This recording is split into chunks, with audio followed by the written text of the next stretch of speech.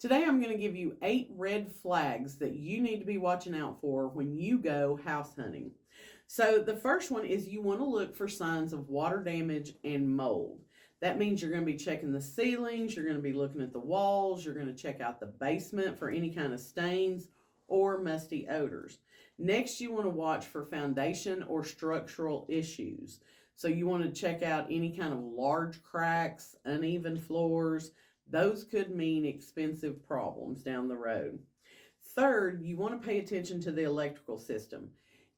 Does it still have fuses, or is it on a breaker box? Do you see signs of like a burnt outlet? Do you see old knob and tube wiring in the home?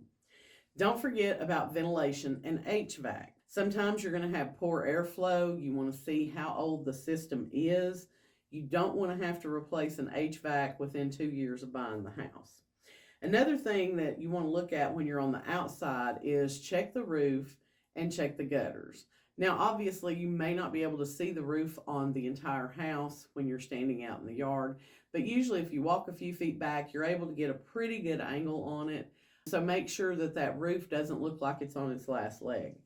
Keep an eye out for any kind of signs of pest. Now, if people have wooden gazebos or wooden decks and patios, a lot of times you're going to see those carpenter bees and you're going to see the holes that those cause.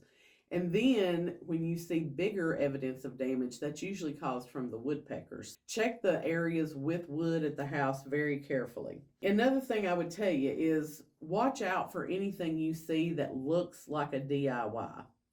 Since HGTV has become so popular, everybody thinks that they can just Google it, YouTube it, and do it themselves. But a lot of times you're going to see some sloppy workmanship, and that might hide bigger problems than just it doesn't look the greatest. Finally, I'm going to tell you to look for signs of inconsistent maintenance. Is the landscaping overgrown, or do you see peeling paint in certain areas of the house? Little things like that could mean that they've not maintained bigger items as well. So just think about these red flags when you're looking through a house, and if you want some more in-depth information on that, check out the link in my bio so you can go read the blog post.